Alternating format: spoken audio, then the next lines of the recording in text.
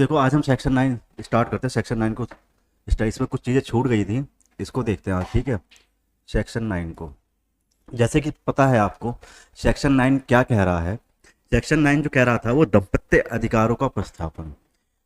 एक सेक्शन 9 है, एक सेक्शन 10 है। ठीक है ना। इन दोनों में क्या है, एक न्यायिक पृथक्करण है और एक क्या है, दाम्पत्य अधिकारों का प्रस्थापन। अब देखो सेक्शन 9 का मतलब ये है, सेक्शन 9 ये कहना चाह रहा है जब आपकी शादी होती है, दो पक्षों के बीच जब विवाह होता है, उस विवाह की स्थिति में विवाह के बाद जब एक पक्ष बिना कुछ कहे या कभी कुछ अनबन होती है वो चला जाता है घर छोड़ के। ठीक है, घर से चला गया। उस कंडीशन में जो दूसरा पक्ष होता है, जब वो आता नहीं, वधू नहीं आती या वर नहीं आता, मान लो वधू चली गई है, लड़की शादी को शादी के बाद घर छोड़ के चली गई, कोई टर्म कंडीशन ऐसी रहेगी घर छोड़ के चली गई, वो कुछ महीनों कुछ सालों तक नहीं आती है। ठीक है, उसके बाद जो लड़का होता है वो क्या चाहता है कि वो वापस आ जाए, वो चाहता है कि वो वापस आ जाए, उससे कहता भी है, लेकिन फिर क्या होता है, वो लड़की वापस आने के लिए मना करती है। तो यहाँ पे क्या होता है, यहाँ पे वो लड़का क्या कर सकता है, अपने डिस्ट्रिक्ट कोर्ट में, जिला न्यायालय में जाके एक याचिका दायर कर सकता है कि मुझे अपनी पत्नी को वापस बुलाना है, कि मुझे अपनी पत्नी को वापस बुलाना है। किस कारण से गई है वो कारण जानना है। ठीक है, किस कारण से गई है, क्यों गई है, उस सब चीज़ों के लिए वो आए और हम दोनों आपस में बात करेंगे। मुझे उसके साथ दोबारा या पुनः स्थापन, मतलब विवाह को पुनः स्थापित करना, मेन में समझ लो कि विवाह को पुनः स्थापित किया जाता है। एक बार वो चली गई तो दोबारा उसे बुलाया जाता है। ठीक है, ये सब न्यायिक प्रक्रिया के अनुसार होता है। क्यों होता है न्यायिक प्रक्रिया के अनुसार, देखो इसमें कह रहा है जबकि पति या पत्नी में से किसी ने युक्तियुक्त प्रतिहेतु के बिना, क्या युक्तियुक्त प्रतिहेतु मतलब कोई ऐसा कारण नहीं दिखता है कि वो घर छोड़ के जाए, कोई भी ऐसा कारण नहीं था कि वो घर छोड़ के चली जाए, वो चली गई। ठीक है, अब न्यायालय के पास जब वर ने, मतलब लड़के ने जब याचिका दायर की, लड़के ने कहा कि मुझे वापस बुलाना है, तो न्यायालय ये देखेगा कोई युक्तियुक्त कारण है या नहीं है। ठीक है, अब देखो आगे क्या कह रहा है, याचिका क्या कह रहा है, दूसरे के बिना सहचार्य से मना करती है, मतलब साथ रहने से मना कर देती है। तब परिवेदित पक्षकार दाम्पत्य अधिकारों का प्रस्थापन के लिए याचिका द्वारा आवेदन जिला न्यायालय में करेगा, ये कल बताया था मैंने, कर सकेगा। और न्यायालय ऐसी याचिका में किए गए कथनों की सत्यता के बारे में और बात के बारे में आवेदन मंजूर करने का कोई अवैध आधार नहीं है, अपना समाधान हो जाने पर तदनुसार दाम्पत्य अधिकारों के प्रस्थापन के लिए व्यक्ति दे सकता है। ठीक है, अगर वो न्यायालय देखता है कि कोई ऐसा उचित कारण नहीं था जिसे वो छोड़ के गई है, घर छोड़ के गई है, न्यायालय उससे कहता है कि वापस आ जाए, तो वापस के लिए उसे डिग्री दे सकता है। ठीक है, वापसी के लिए उसे क्या कर सकता है, डिग्री पारित कर सकता है और उसे वापस बुला सकता है। कौन कौन है ऑनलाइन बताओ जल्दी से। कल जो सेक्शन ये करवा रहे थे, कल जो सेक्शन करवा रहे थे इसका आया था ईशा, कल तुम्हें सेक्शन में थोड़ा बहुत डाउट था ना, जल्दी हाँ या ना करो। सोनिया, ईशा और आयशा, तीनों बताओ जो कल सेक्शन करवा रहे थे, इसमें मुझे लगता है आप लोगों को कुछ वो कॉन्सेप्ट समझ में नहीं आया था। देखो मोटा मोटा कॉन्सेप्ट जो है किसका, सेक्शन 9 और सेक्शन 10 का, इन दोनों का मोटा कॉन्सेप्ट जो है सेक्शन 9 और आपका हो गया सेक्शन 10, सेक्शन 10। ठीक है, 9 में क्या है, 9 में है दाम्पत्य अधिकारों का प्रस्थापन। क्या है, दाम्पत्य अधिकारों का प्रस्थापन, दाम्पत्य, क्या दाम्पत्य अधिकारों का प्रस्थापन है। ठीक है, अधिकारों का प्रस्थापन। और सेक्शन 10 क्या कह रहा है, न्यायिक प्रथिकरण, न्यायिक प्रकटकरण। ठीक है, मतलब क्या कह रहा है सेक्शन 10, सेक्शन कह रहा है 10 कह रहा है न्यायिक प्रथिकरण, उसे अलग रहना है। ठीक है, अब इन दोनों में जो मेन डिफरेंस था वो ये था, देखो देखो इसमें क्या था, ये क्या था, ए और बी हैं। ठीक है, ए और बी, ये लड़का पक्ष है, ये लड़की है। इन दोनों का जब आपस में विवाह होता है, विवाह के समय क्या हो रहा है, जिस समय इनका विवाह हुआ, विवाह के कुछ समय बाद, मतलब 5 साल बाद, 5 या 6 साल बाद, कुछ ऐसी कंडीशन हुई कि जो बी है वो घर छोड़ देती है, घर से चली जाती है। ठीक है, घर से चली गई और उसके बाद वो वापस आई नहीं। बट इस कंडीशन में क्या हो रहा है, इस कंडीशन में जो आपका हो रहा है, इसमें क्या है, ए और बी, ठीक है। इस कंडीशन में वो घर छोड़ के चली गई, वो क्या कह रहा है लड़का, उसे लेने के लिए न्यायालय से कह रहा है कि मुझे याचिका दायर करके, वो न्यायालय से याचिका दायर करके कह रहा है कि मुझे अपनी बीवी को वापस बुलाना है। बट इस कंडीशन में क्या है, इस कंडीशन में ये दोनों पक्षकार के बीच इतना विवाद बढ़ गया कि ये जाते हैं कहाँ, न्यायालय में जाते हैं, ये साथ साथ जाते हैं, ठीक है, न्यायालय में जाते हैं, न्यायालय में जाते हैं किस लिए, कि इनका विवाह विच्छेद हो जाए, क्या, इनके विवाह विच्छेद हो जाए, ठीक है, विवाह विच्छेद के लिए। किस लिए जाते हैं, विवाह विच्छेद के लिए, मतलब तलाक के लिए, तलाक के लिए, समझे। यहाँ बात समझे, 9 और 10 में जो डिफरेंस है, वो मेन डिफरेंस ये है कि यहाँ पे जो पक्षकार है, जो लड़का है, वो क्या कह रहा है, कह रहा है मेरी बीवी बिना मुझे बताए, बिना किसी उचित कारण से चली गई है और वो आ नहीं रही है, मैं उसे क्या करना चाहता हूँ, मैं उसे दोबारा लाना चाहता हूँ। इस कंडीशन में ये कह रहा है, ठीक है।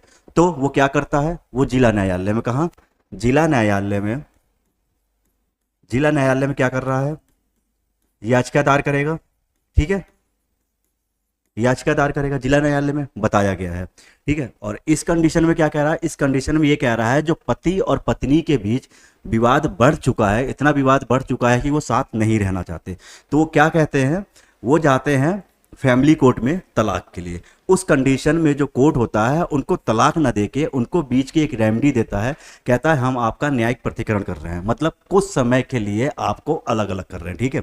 आप उस कंडीशन में एक दूसरे को समझ लो, देखो अगर अलग रह सकते हो या कोई ऐसी कंडीशन है जिससे वो दूर हो जाए, वो सारी सिकवे गिले दूर हो जाए, तो साथ रहना चाहो तो रह सकते हो, क्योंकि अगर एक बार तलाक हो जाता है तो उसके बाद पति पत्नी आपस में नहीं रह सकते, ये कंडीशन तो सबको पता है, ठीक है। उसके बाद पति पत्नी आपस में नहीं रह सकते, ठीक है। तो देखो इसका जो संवैधानिक अधिकार था वो देखते हैं, इसमें क्या था, दाम्पत्य अधिकारों को जो संवैधानिक अधिकार के बारे में था, उसमें क्या था, एक केस था आपका, क्या, इसमें कह रहा है कि उच्च न्यायालय आंध्र प्रदेश और दिल्ली के समक्ष ये प्रश्न आया था, जो आंध्र प्रदेश और दिल्ली उच्च न्यायालय था, हाई कोर्ट, उसके सामने प्रश्न आया, क्या दाम्पत्य अधिकारों के प्रतिस्थापन का अनुतोष व्यक्ति की स्वतंत्रता का के मौलिक अधिकार के विरुद्ध है। ये क्या कह रहा है, क्या ये मौलिक अधिकार के विरुद्ध था, जो ये मांग रहा है, जो रेमेडी मांग रहा है, वो मौलिक अधिकार के विरुद्ध था या नहीं था। तो उस कंडीशन में एक केस था, ये दोनों एक दूसरे के विपरीत निर्णय दे रहे थे, क्या, एक दूसरे के विपरीत थे, ठीक है। क्या केस था ये आपका, केस था आपका, ये था आपका टी सरथा बनाम, केस लिख लेना, ठीक है। केस था आपका टी सरथा बनाम बैंक, क्या, बैंक, बैंक सुबैया, क्या था, बैंक सुबैया, बैंक सुबैया का बात था, आ रहा समझ में। ये केस था बैंक सुबैया का, ठीक है। इस केस में दो कोर्ट ने निर्णय दिया था, किसने, पहला कोर्ट था आंध्र प्रदेश, पहला कोर्ट कौन सा था, आंध्र प्रदेश, ठीक है, आंध्र प्रदेश हाई कोर्ट, एक इसका निर्णय था हाई कोर्ट, ठीक है। एक उसके बाद आया था दिल्ली हाई कोर्ट का, दिल्ली हाई कोर्ट का।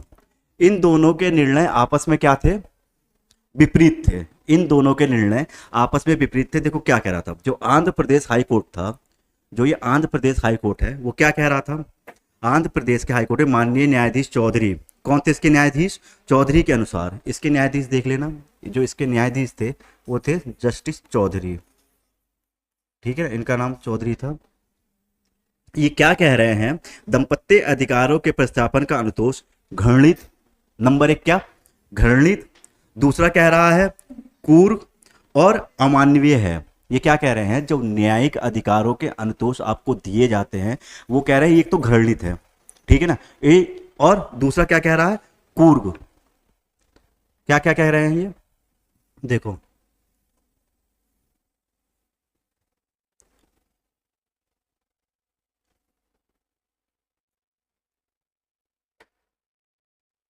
क्या कह रहे हैं, ये कह रहे हैं जो इसका अधिकार है, नंबर एक,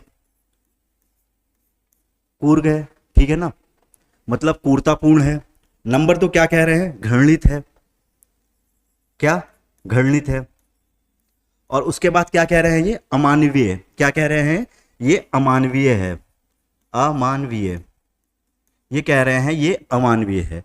फिर क्या कह रहे हैं, मानवीय न्यायाधीश ने कहा कि दाम्पत्य अधिकारों के प्रतिस्थापन का अनुतोष नारी की इस स्वतंत्रता का हनन करता है। ये कह रहे हैं ये नारी की स्वतंत्रता का हनन करता है। अब किस स्वतंत्रता का हनन करता है, नंबर 1 कि किस समय और किस तरह से उसे गर्भ धारण करते संतान उत्पत्ति करनी चाहिए, ठीक है ना, उसका कि वो अपने सास ससुर के अकॉर्डिंग ही जब उन्हें संतान चाहिए उस समय संतान की प्राप्ति करना है, ठीक है, उसका हनन करता है कि।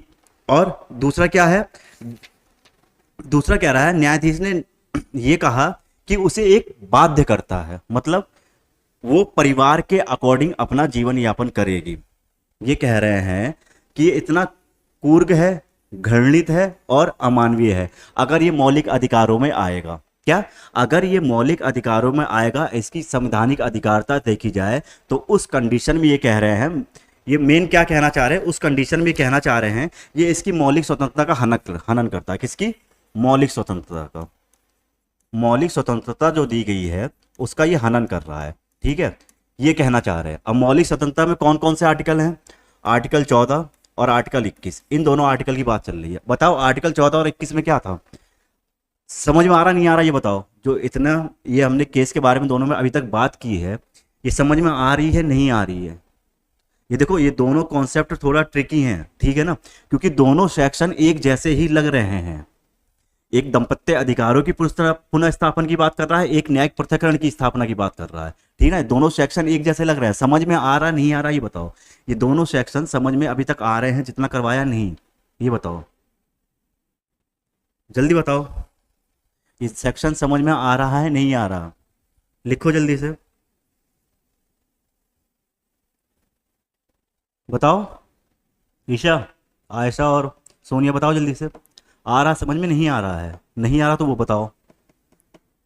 सोनिया तुम बताओ, सोनिया कमेंट नहीं आ रहा ना, आयशा का आ रहा है, दोनों को समझ में नहीं आ रहा है। अगर नहीं आ रहा है आयशा तो बताओ, दोनों बताओ जल्दी, अगर नहीं आ रहा है तो बताओ। आ रहा है ना, देखो इसमें मोटी मोटी बात क्या थी, ये क्या कह रहे हैं, इस केस में कहा गया है जो ये दाम्पत्य अधिकारों का पुनर्स्थापन है, जो उसमें अनुतोष की बात की गई, उस अनुतोष के संबंध में ये कह रहा है ये बहुत ही कूर्क है, ठीक है, घृणित है, अमानवीय है कि तुम किसी भी स्त्री की इच्छा के बिना उसे ला रहे हो।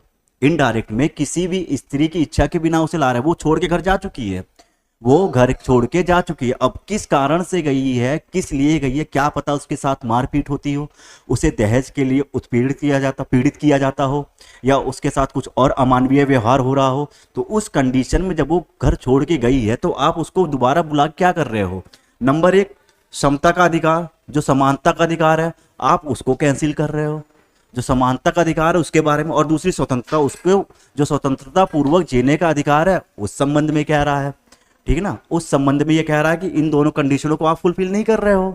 अगर आप दोबारा उसे बिना उसकी इजाज़त के बुलाते हो कोर्ट में और कहते हो कि तुम्हें इसके साथ रहना पड़ेगा, तो उस कंडीशन में ये कह रहा है, ठीक है। तो अब देखो ये बात यहाँ पे हो गई। फिर ये क्या कह रहा है, आगे कह रहे हैं इसके विपरीत जो दिल्ली हाई कोर्ट का केस था, ये आपका दिल्ली हाई कोर्ट का केस जो था, इसमें देखो क्या कहा गया था, इसमें इसके ठीक विपरीत बात कही गई थी। इसके ठीक विपरीत बात क्या थी, ये कह रहा था कि माननीय न्यायाधीश अवध बिहारी रस्तोगी, इसमें कौन थे, अवध बिहारी रस्तोगी, ये याद रखना। इसके न्यायाधीश जो थे, इसके न्यायाधीश कौन थे, अवध बिहारी, अवध बिहारी रस्तोगी, ये नाम ध्यान रखना, ठीक है ना। इसके जो थे जस्टिस चौधरी थे और इसके कौन थे, अवध बिहारी रस्तोगी, ठीक है, इसके अवध बिहारी रस्तोगी थे। ये अवध बिहारी रस्तोगी जी क्या कह रहे थे, इनके अनुसार दाम्पत्य अधिकारों के प्रस्थापन का जो अनुतोष है, विवाह के पक्षकारों के बीच मनमुटाव को दूर करके उन्हें एक दूसरे के नजदीक लाना है। मतलब जो वो रेमेडी के रूप में मांग रहा है, जो लड़का कह रहा है कि मुझे अपनी बीबी को वापस लाना है, ठीक है ना, अपनी बीबी को वापस लाना है, तो अनुतोष के रूप में अपनी बीबी को मांग रहा है। तो क्या कह रहे हैं, जो अनुतोष की मांग कर रहा है यहाँ पे, ये अनुतोष जो मांग रहा है, उस अनुतोष के बारे में ये बता रहे हैं, क्या बता रहे हैं, ये कह रहे हैं जो आपस में इनका मन मुटाव है उसको दूर करके उसके साथ लाना है। ठीक है, दूसरी कंडीशन क्या कह रहा है? दूसरी कंडीशन कह रहा है जिससे वह सद्भाव से साथ रह सके। मतलब जो पास आएंगे जब उनके बारे में गिले शिकवे दूर होंगे तो वो साथ रह सके। ठीक है, तीसरी टर्म कंडीशन क्या कह रही है? न्यायाधीश ने ये मत व्यक्त किया कि दंपत्य अधिकारों के प्रस्थापन का विवाह विच्छेद के दोषी सिद्धांत और भंग विवाह के सिद्धांत का एकीकरण करके पक्षकारों को नजदीक लाना है। मतलब जब वो दूर रह रहे हैं एक दूसरे से, जो इसमें जो सिद्धांत दोषित सिद्धांत जिसे कहा जा सकता है, वो सिद्धांत क्या आता है कि वो विवाह विच्छेद भी हो सकता है आगे चल के। ठीक है ना, वो आगे चल के उन मनमुटाव को जो धीरे धीरे आपस में बढ़ते रहते हैं वो विवाह विच्छेद का रूप ले लेते हैं और एक पति पत्नी को अलग भी कर सकते हैं। अभी तो वो रह रही है दूर, अभी तो उनका कोई पृथक्करण ऐसा हुआ नहीं है, कोई अभी विवाह विच्छेद की डिग्री ली नहीं है। ठीक है, उसी मनमुटाव को दूर करके कि स्थिति यहां तक ना पहुंचे कि उनका आपस में विवाह विच्छेद हो जाए, उस कंडीशन को दूर करके आपस में इनको मिलाना है। ये कह रहा है इस अंतोष के बारे में। तो ये क्या कह रहे हैं? ठीक है, तो ये क्या कह रहे हैं, देखो इनका क्या कहते हैं, और उनके बीच मेल मिलाप का करता है। प्रतीत ये होता है कि यह बात कहते समय न्यायाधीश का ध्यान हिंदू विवाह अधिनियम की धारा 13(1) की तरफ थी। अब 13(1) की धारा क्या है? जो हिंदू विवाह अधिनियम की सेक्शन है, सेक्शन जो है 13(1) का, 13(1) में क्या दिया गया है? देखो 13(1) में दिया गया जिसके अंतर्गत दंपत्य अधिकारों के प्रस्थापन की डिग्री 1 वर्ष तक लागू न करने पर कोई भी पक्ष विवाह विच्छेद की डिग्री प्राप्त कर सकता है। मतलब जब इन्हें इसके अकॉर्डिंग धारा 9 के अकॉर्डिंग डिग्री पारित कर दी गई है, क्या कर दी गई है? लागू ना करने पर कोई पक्षकार विवाह विच्छेद की डिग्री प्राप्त कर सकता है। इन्हें डिग्री क्या लागू कर दी है? इनको कह दिया गया कि आप इनके साथ आके रहोगे। ठीक है ना, उस कंडीशन में जब वो आके साथ नहीं रहते ए और बी 1 वर्ष तक, कितने 1 वर्ष तक, तो वो क्या कह रहा है? तो उस कंडीशन में यह विवाह विच्छेद का सिद्धांत पारित हो जाता है। मतलब वो विवाह विच्छेद आपस में कर सकते हैं। 13(1) यही कह रहा है ना, 13(1) जो है वो यही कह रहा है विवाह विच्छेद की डिग्री प्राप्त कर सकते हैं। ठीक है, यहां तक समझ में आया? ये जो कंडीशन थी, ये कंडीशन समझ में आई? ठीक है, ये कंडीशन समझ में आई। मतलब मोटी मोटी बात क्या कहना चाहते हैं ये दोनों? ये कहना चाहते हैं, पहला जो आंध्र प्रदेश हाई कोर्ट था ये कह रहा था कि जो आप इसमें रेमेडी मांग रहे हो वो स्त्री के विरुद्ध एक कुर्ग है, घृणित है, अमानवीय है। जो वो रेमेडी मांग रहा है पुरुष, वो स्त्री के प्रति अमानवीय व्यवहार के संबंधित हो सकता है, घृणित हो सकता है। ठीक है, जबकि इसके विपरीत दिल्ली हाई कोर्ट ने क्या कहा? ये आपस में मनमुटाव को दूर करना है, और दूसरी बात ये विवाह विच्छेद तक उस बात को लेके नहीं जाता, ये विवाह विच्छेद तक उस बात को लेके नहीं जाता। यही दोनों फैक्ट इसमें कहे गए थे। ठीक है, यहां तक क्लियर है?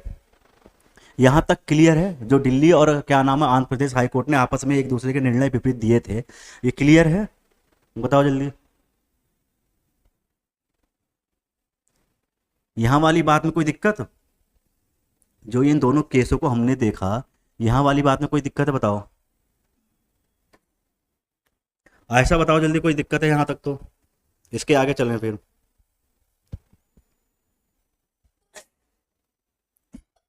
देखो, अब जब हमने आर्टिकल की बात की, आर्टिकल 14 और 21 क्या है? ये आपका आर्टिकल है 14, आर्टिकल 21। अब इन दोनों आर्टिकल में आपको पता है क्या दिया गया है? ठीक है, अभी मैंने बात की थी, दोनों आर्टिकल में मैंने बात की थी, क्या दिया गया था ये पता है? इसमें जो दिया गया था आपको समानता का अधिकार दिया गया 14 में। ठीक है, और 21 में क्या दिया गया है? स्वतंत्रता का अधिकार। ठीक है, समता एवं समानता का अधिकार दिया गया है ना इसमें 14 में, और 21 में दिया गया स्वतंत्रता का अधिकार। तो इससे संबंधित जो एक केस है, इनसे संबंधित जो ये केस है, यहाँ स्वतंत्रता मतलब स्वतंत्रता पूर्वक जीवन जीने का अधिकार यही दे रखा है ना, और यहाँ क्या दे रखा है? समानता का अधिकार। ठीक है, इनसे संबंधित एक केस आया था आपका, वो केस था आपका लीडिंग केस सरोज रानी। क्या केस था? लिखो, सरोज रानी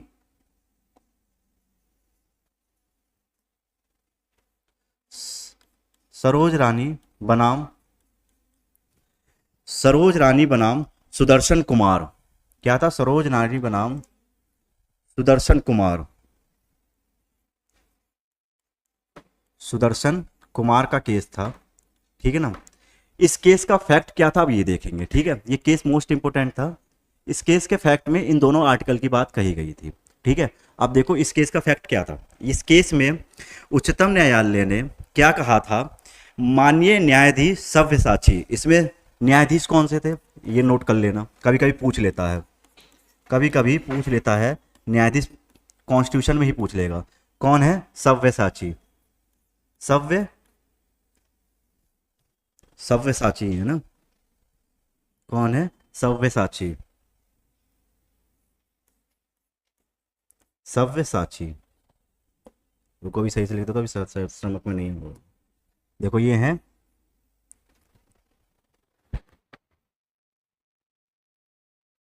न्यायाधीश, कहाँ गया आपका न्यायाधीश मुखर्जी, सव्यसाची।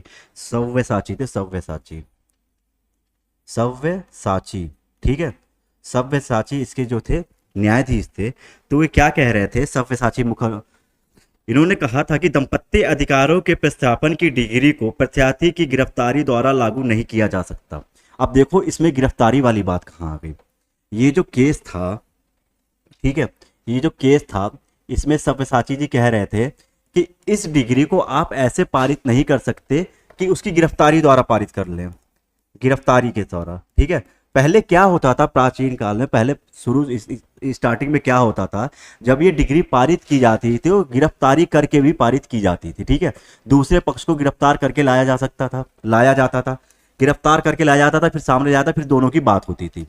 उस कंडीशन में कह रहे हैं जब ये पहले गिरफ्तारी करके लाया जाता था वो नहीं की जाती। और हाँ, इससे संबंधित एक और चीज थी, गिरफ्तारी करके और एक क्या करते थे, संपत्ति की कुर्की भी की जाती थी। जो संपत्ति थी आपकी उसकी कुर्की भी करते थे।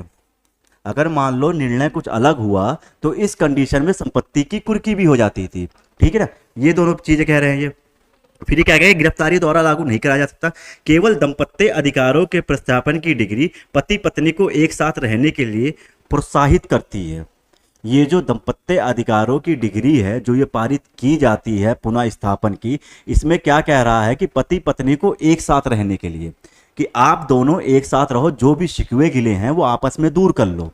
कह रहा जो भी शिकवे गिले हैं वो आपस में दूर कर लो, इसको प्रोत्साहित करने के लिए, ठीक है, इसको प्रोत्साहित करने के लिए कह रहे हैं कि आप दोनों एक साथ रहो। उसके बाद क्या कह रहे हैं, फिर ये कह रहे हैं तो यह विवाह को टूटने से रोकती है। दूसरी कंडीशन, दूसरी कंडीशन क्या हो गई, जो विवाह टूटने की कगार पे है, मतलब विवाह में विवाह विच्छेद हो सकता है अगर दूर रह रही है, तो विवाह को टूटने से भी रोकती है, ठीक है। एक पक्षकार जब दूसरे का साथ छोड़कर अलग रह रहा है तो वह विवाह टूट चुका है, ऐसा माना जाता है। कि मान लो दो पक्ष जब आपस में साथ रह रहे हैं ए और बी, जब ए चला गया वहां से, बी अलग रह रही है, ए अलग रह रही है, तो उस कंडीशन में क्या सोचा जाता है कि इन दोनों पक्षकारों का विवाह टूट चुका है।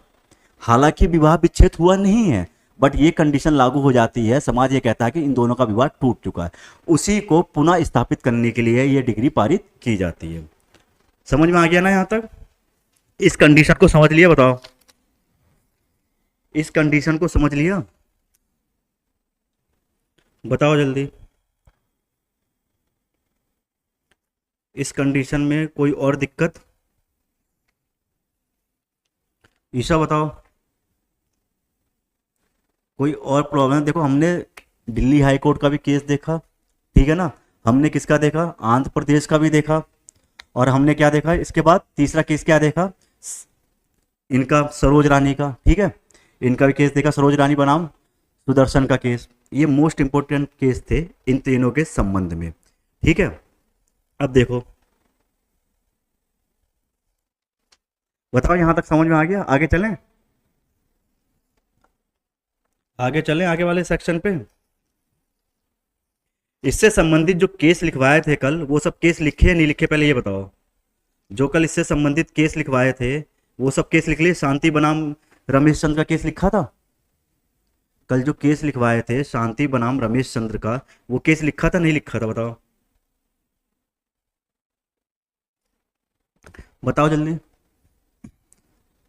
लिख लिया था ना? देखो इसमें एक केस और लिखना, ये केस है तीरथ कौर बनाम कृपाल सिंह का। किसका केस है? तीरथ कौर बनाम कृपाल सिंह का केस है ये। इस केस में क्या हुआ था, केस लिखो।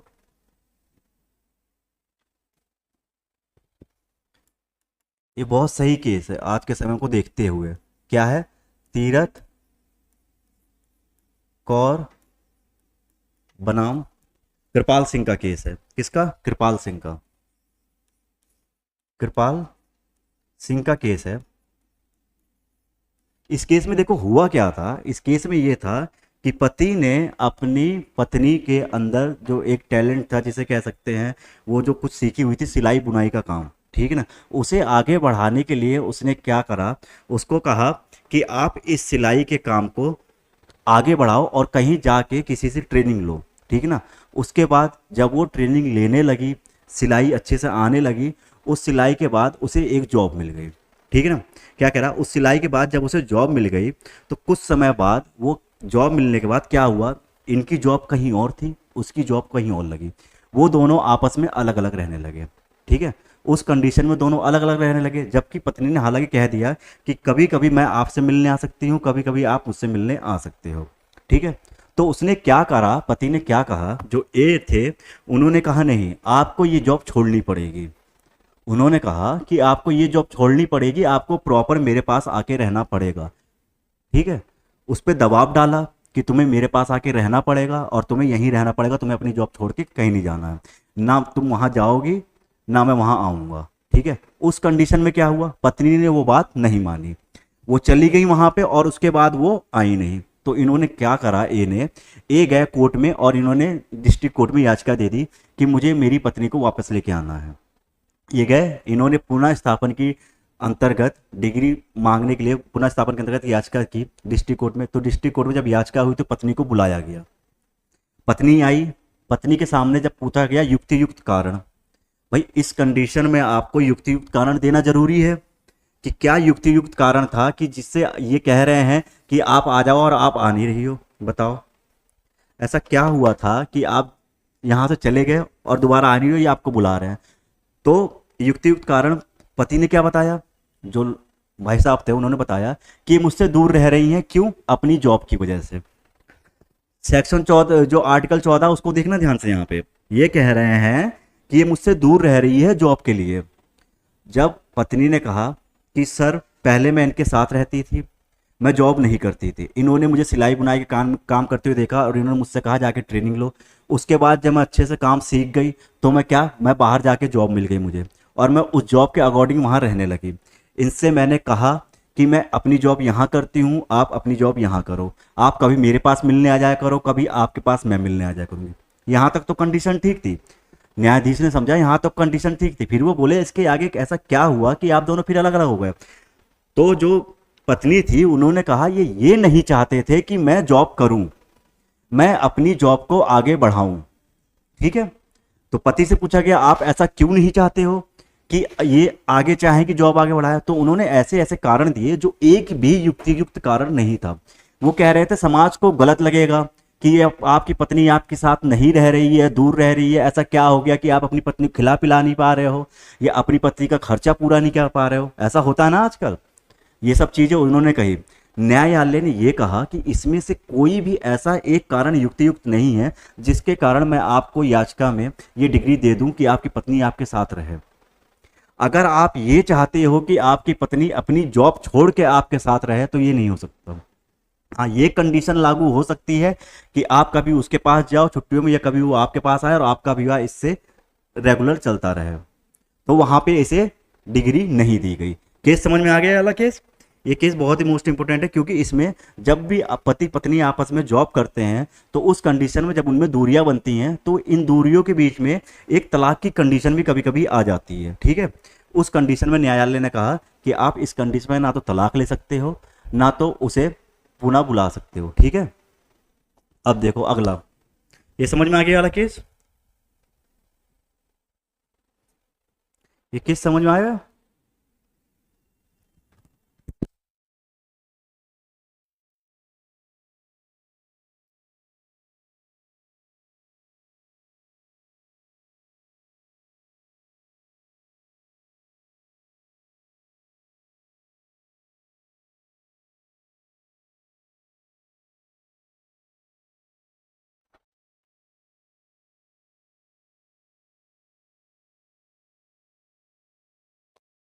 यहाँ तक समझ में आ गया ना? अब आगे बढ़े। अब देखो एक चीज देखो समाज के दृष्टि से। अब इसके कुछ वैसे देखते हैं, मेंस में लिखने के लिए कुछ पर्पज से ऐसे देखते हैं समाज की दृष्टि से कि इस केस का फायदा क्या हो सकता है। फायदा क्या हो सकता है कि आप सीधा पत्नी के घर ना जाके आप न्यायालय में जाओ कि मुझे मेरी पत्नी को वापस लेके आना है। ठीक है, देखो पहला क्या हो सकता है, सुलझाव प्रक्रिया। सुलझाव प्रक्रिया में क्या है कि न्यायालय आप दोनों को बुलाएगा, आपस में सुलह करवाएगा कि आपस में एक दूसरे को समझ जाओ। लिखना, पॉइंट लिखना, ठीक है क्या करके। पहला है सुलझाव प्रक्रिया, पहला इसमें लिखना फायदे में, पहला सुलझाव प्रक्रिया। सुलझाव प्रक्रिया में क्या करता है, न्यायालय उसे बुलाता है, आपस में सुलह करवाता है, दोनों की आपस में सुलह कर लो और एक साथ रह लो। ठीक है ना। और दूसरा क्या है, मिलन प्रयास, मतलब एक दूसरे का मिलान करने का प्रयास न्यायालय द्वारा किया जाता है। तीसरा क्या हो गया, विवाद को खत्म करना। जो उन दोनों में विवाद चल रहा है, उन दोनों कंडीशनों, इस कंडीशन में जो आपस में विवाद चल रहा है कि वो वहां रह रही, मैं वहां रह रहा हूं, मुझे इसको अपने साथ लेकर रखना है, उस कंडीशन में इन दोनों का आपस में विवाद खत्म करवाना। उसके बाद क्या है, कानूनी प्रक्रिया। देखो कानूनी प्रक्रिया में क्या, जब भी कोई लड़की घर छोड़ के जाती है, मान लो किसी ऐसे कंडीशन में गई कि उसके सास ससुर उसे मार रहे हैं या दहेज के लिए प्रताड़ित कर रहे हैं, उस कंडीशन में जब वो घर छोड़ के गई तो जाहिर सी बात है वो जाके आपके ऊपर एफआईआर करवाएगी। ठीक है, या कोई भी आपके ऊपर केस लगाएगी। तो उस कंडीशन में क्या है, जब भी पत्नी न्यायालय में आती है और इस सेक्शन 9 के अकॉर्डिंग आपका समझौता हो जाता है, तो उस कंडीशन में जो है जितने भी केस आप पे लगे हुए हैं सब केस हट जाएंगे। ये ध्यान रखना, उस कंडीशन में जितने भी केस आप पर लगे हुए हैं वो केस पत्नी की सहमति से आपके ऊपर से हट जाएंगे और इसमें न्यायिक प्रक्रिया भी तेज रहती है। अगला क्या है, सुरक्षा। अब सुरक्षा के बारे में ये समझो, जैसे मान लो पति पत्नी में विवाद हुआ, पति रोज पी के आता है और पत्नी को पीटता है। एक दिन पत्नी ने क्या किया, पति के आने से पहले गायब हो गई, मतलब घर छोड़कर चली गई। अब पति भाई साहब क्या कर रहे हैं, 1 महीना हो गया, 2 महीना हो गया, नहीं आई। इनके आपस के बीच में गाली गलौज भी होते थे, मतलब अभद्र गालियां देते थे अपनी पत्नी को। तो जब पत्नी मैके गई, उसने मैके में अपने भाई को और सबको बताया कि मेरे साथ ऐसा ऐसा व्यवहार होता था। भाई किसी की बहन के साथ अगर ऐसा व्यवहार होगा उसे गुस्सा तो आएगा, जाहिर सी बात है। एक बार हो गया, 2 बार हो गया, बार बार वही व्यवहार हो रहा है। तो उस कंडीशन में क्या कर रहे हैं, ये भाई साहब गए अपनी पत्नी के यहाँ। ठीक है, गए वहां पर जाके बैठते हैं और बैठने के बाद कहते हैं मुझे इसको लेके जाना है। यहां तक तो बात सही थी। जब पत्नी ने उधर से कहा कि मैं आपके साथ नहीं जाऊंगी अभी, तो वहीं पे गाली देना शुरू हो गए, ये वहीं पे अभद्र भाषा का प्रयोग करना शुरू हो गए। उनके पिता के खिलाफ अभद्र भाषा का प्रयोग किया। तो क्या हो गया इनका, इनकी वहां पर कोई कुटाई अच्छे से, ठीक है ना, इनकी वहां पे अच्छे से कुटाई हो गई और अच्छे से मारा गया और इन्हें वापस भेज दिया गया। तो इस कंडीशन में सुरक्षा का इसका मतलब ये हो गया, जब आप न्यायालय के द्वारा ये बुलाते हो अपनी पत्नी को न्यायालय के अंदर, तो वहां आपके ऊपर कोई हमला नहीं कर सकता। न्यायालय में जाहिर सी बात है कौन पीटेगा, और न्यायालय के सामने आप उस भाषा का प्रयोग भी नहीं कर सकते हो। ठीक है, सुरक्षा का मतलब यहाँ पे हो गया। दूसरा मोस्ट इंपोर्टेंट है विवाह विच्छेद। विवाह विच्छेद के संबंध में जब भी ये दाम्पत्य अधिकारों का पुनर्स्थापन होता है, अगर 1 साल के अंदर आपने उसको प्रभावित नहीं किया, उसको प्रभाव में नहीं लाए, तो वो क्या हो जाता है, वहां पे पत्नी को क्या हो जाता है, विवाह, पति को विवाह विच्छेद का अधिकार प्राप्त हो जाता है। मान लो पत्नी ही नहीं आ रही है, पत्नी चली गई, वही नहीं आने पे जिद पे अड़ी हुई है। ठीक है, जबकि न्यायालय ने क्या कर दिया, आदेश भी जारी कर दिया, डिग्री भी उसके पक्ष में दे दी कि आप अपनी पत्नी को लेकर आ सकते हो, उसके बाद भी नहीं आ रही, 1 साल के अंतर्गत नहीं आई, तो उस कंडीशन में क्या होगा, उस कंडीशन में ये होगा कि पति को विवाह विच्छेद की डिग्री प्राप्त हो जाएगी। क्योंकि जब तक पत्नी इस अधिकार में रहेगी, वो दूर रहेगी, विवाह विच्छेद नहीं किया, पति दूसरा शादी नहीं कर सकता, दूसरी मैरिज नहीं कर सकता, वो तो अपना सेपरेट रह रही है।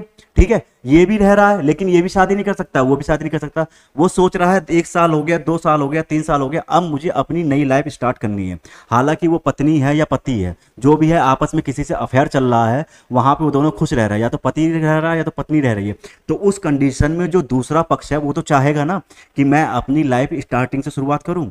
तो अगर 1 साल तक नहीं आती है तो उस वर या वधु को क्या प्राप्त हो जाता है, पति या पत्नी को विवाह विच्छेद की डिग्री। मतलब वो विवाह विच्छेद कर सकता है और बहुत आसानी से। ठीक है, उसके लिए उसे कोर्ट के चक्कर ज्यादा नहीं लगाने पड़ेंगे। अगली बात क्या है, भरण पोषण का अधिकार। नेक्स्ट क्या है, भरण पोषण का अधिकार। भरण पोषण के अधिकार में अब देखो कैसे लागू होगा ये। मान लो जो पति है उसने अपनी पत्नी के लिए याचिका दायर की और बुलाया। पत्नी ने क्या कहा, पत्नी का कहीं और संबंध चल रहा था, या पति का कहीं और संबंध चल रहा था ऐसा मानो, पत्नी का संबंध चल रहा था, वो आने के लिए मना कर दिया उसे, उसने कहा मैं यहाँ पे नहीं आऊँगी। ठीक है, वो नहीं आती है, याचिका भी दायर कर दी, उसके बाद उसके पक्ष में डिग्री भी आ गई, सेम पहली वाली कंडीशन नहीं आती। तो उस कंडीशन में अगर पत्नी कहती है कि मैं साथ नहीं रहूँगी, मुझे भरण पोषण चाहिए, मतलब वो साथ भी नहीं रहना चाह रही है और भरण पोषण की डिमांड भी कर रही है, तो न्यायालय क्या कहता है, जब आप साथ नहीं रह सकते हो, यहाँ पे इसने आके हमारे हमारे पास कहा है मैं अपने पत्नी को दोबारा लाना चाहता हूँ, उस कंडीशन में भी साथ नहीं आ रहे हो, तो आपको भरण पोषण का अधिकार भी नहीं है। क्या नहीं है, भरण पोषण का अधिकार भी नहीं है। अब बताओ ये सेक्शन पूरा समझ में आ गया नहीं आ गया? इस सेक्शन में अब कोई ऐसी बात है सेक्शन 9 में जो समझ में नहीं आई हो? ईशा बताओ, कल समझ में नहीं आया था ना, आज बताओ आज समझ में आया नहीं आया सेक्शन 9? जल्दी बताओ। सेक्शन 9 आयशा, ईशा और सोनिया तीनों जल्दी कमेंट करके बताओ, तो हम सेक्शन 10 पे चलते हैं। बताओ जल्दी। सेक्शन 9 जो है, सेक्शन 9 जो है, अगर अब समझ में आ गया तो बताओ आगे चले सेक्शन 10 में, क्योंकि कल मुझे भी लग रहा था कि आप लोगों को सेक्शन 9 समझ में नहीं आया, थोड़ा कन्फ्यूजन है, इसीलिए मैंने इसे आज दोबारा रिपीट करवाया है। बताओ जल्दी। आयशा, आयशा बताओ जल्दी। सेक्शन 10 स्टार्ट करें? 9 समझ में आ गया? 9 के केस जो मैंने कल लिखवाए थे वो सारे केस लिखे हुए हैं ना, एक केस ही मत छोड़ना, जो आज लिखवाए हैं और कल भी लिखवाए थे, तो आज लिखवाए हैं और कल भी केस लिखवाए थे, उन केसों को याद रखना, ठीक है ना। उचित कारण का केस लिखवाया था शांति देवी का, शांति देवी बनाम रमेश चंद्र का केस, उचित कारण का, ठीक है। उसके बाद क्या लिखवाया था, पुनः स्थापन के लिए सानिया का केस लिखवाया था, सानिया, सानिया देवी बनाम प्रशांत कुमार का, ये एक केस लिखवाया था ना, जबरदस्ती करते हो तो, उस संबंध में। सेक्शन 10 पे चले, जल्दी बताओ। सेक्शन 10 स्टार्ट करें अपना। अब 9 में कोई ऐसी बात नहीं है जो रह गई हो।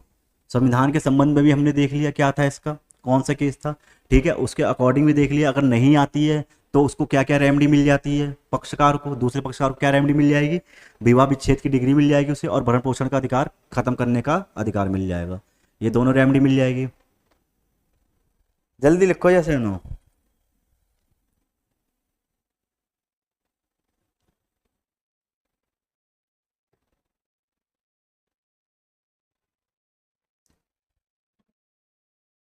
चले सेक्शन 10 पे।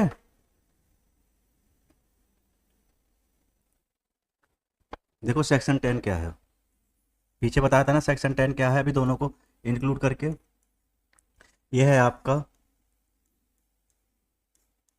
न्यायिक, न्यायिक पृथक्करण है ना, न्यायिक पृथक्करण, ठीक है, न्यायिक पृथक्करण है ये।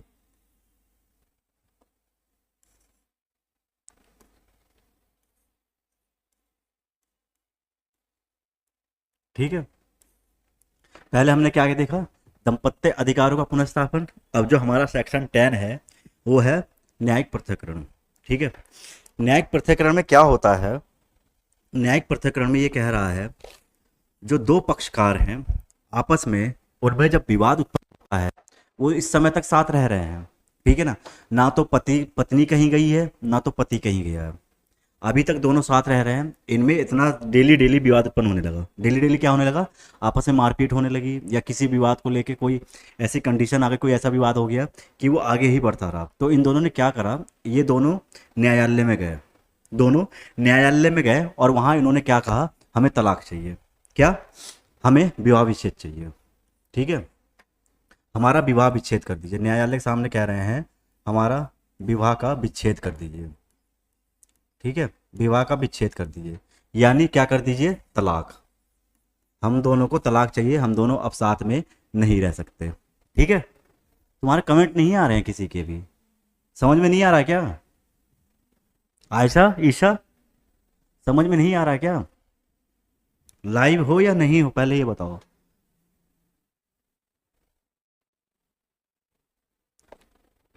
आयशा कहाँ गई? हाँ देखो, सोनिया का पता नहीं चल रहा, सोनिया क्लास कर रही है, उनका पता नहीं चल रहा क्लास कर रही है नहीं कर रही है। सोनिया जल्दी बताओ, तुम्हें समझ में आ रहा है नहीं आ रहा, बताओ। सेक्शन 9 क्लियर है नहीं है सोनिया, एक बार कमेंट करके बताओ जल्दी। ऐसा नहीं है कि सबको समझ में आया आपको नहीं आया फिर आगे बढ़ जाए हम, ऐसे ही बिना क्लियर करने आगे नहीं बढ़ना है, ठीक है ना। कल क्लियर नहीं हुआ था, कल मुझे लग रहा था कि क्लियर नहीं कर पाया हूँ, इसीलिए मैंने सेक्शन दोबारा उठाया था आज।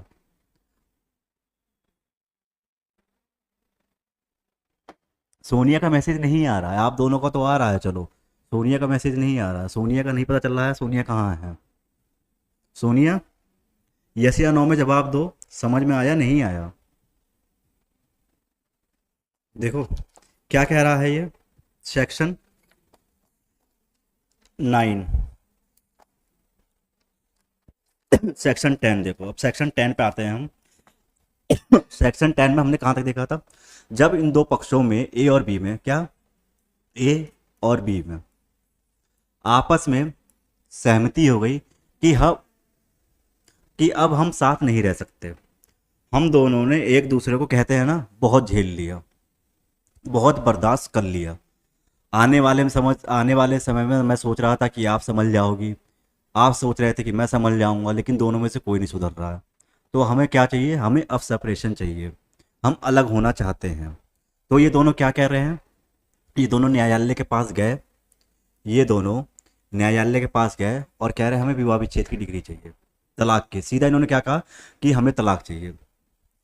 कोई भी न्यायालय किसी भी दंपत्ति को ये नहीं क्या चाहता कि वो पहली बार में आए और तलाक लेके चला जाए, क्योंकि विवाह एक ऐसा संस्कार है हमारे हिंदू धर्म में, इसको ऐसा मानते हैं कि एक अटूट संबंध है, अटूट संबंध है, ये इतनी जल्दी ख़त्म नहीं होता। छोटे मोटे झगड़ों से या विवादों से इसको जल्दी ख़त्म नहीं कर देना चाहिए। इसी कंडीशन में न्यायालय क्या कहता है कि हम आपको तलाक ना देके हम आपको कुछ टाइम दे रहे हैं, आप अलग अलग हो जाओ।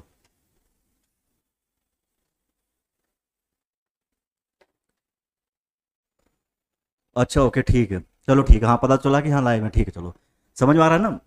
वो क्या कह रहे हैं, न्यायालय कह रहा है कि हम आपको विवाह विच्छेद की डिग्री नहीं दे सकते अभी। भाई पहली बार तुम आए हो, पहली बार में ही तुम्हें विवाह विच्छेद की डिग्री दिए दी जाए और कल तुम ये कहो कि हम साथ रहना चाहते हैं, तो उस कंडीशन में अगली कंडीशन लागू तो होगी नहीं।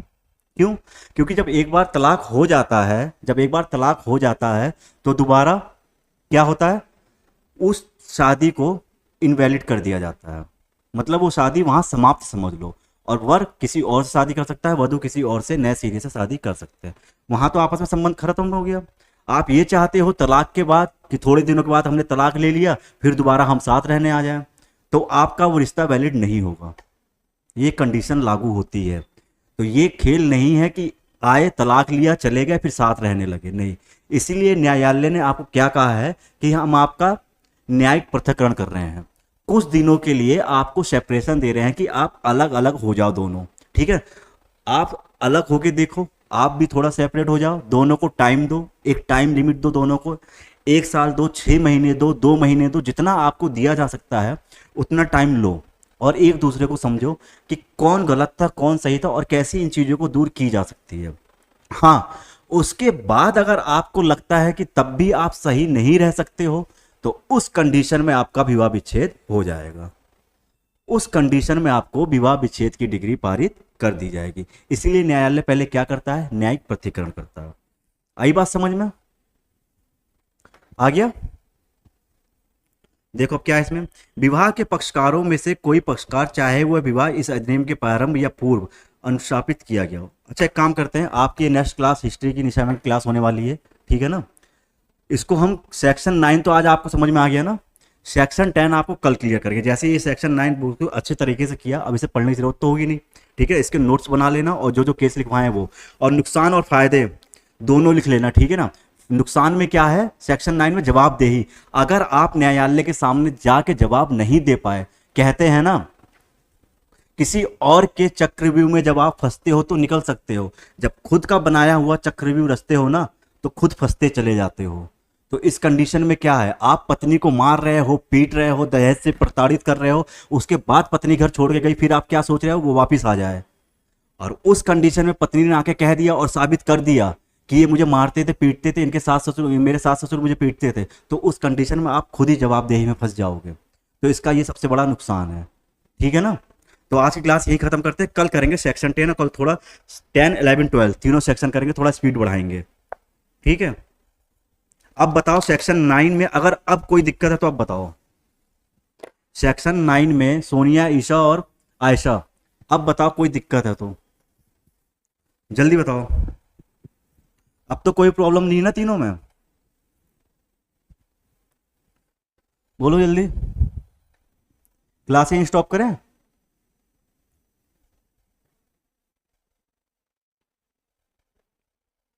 बोलो। पढ़ाई चल रही है ना तुम्हारी उत्तराखंड के एग्जाम की? चलो ठीक है, ठीक है, आज यहीं खत्म करते हैं, ठीक है। नेक्स्ट क्लास कल करते हैं, कल थोड़ा स्पीड बढ़ाएंगे।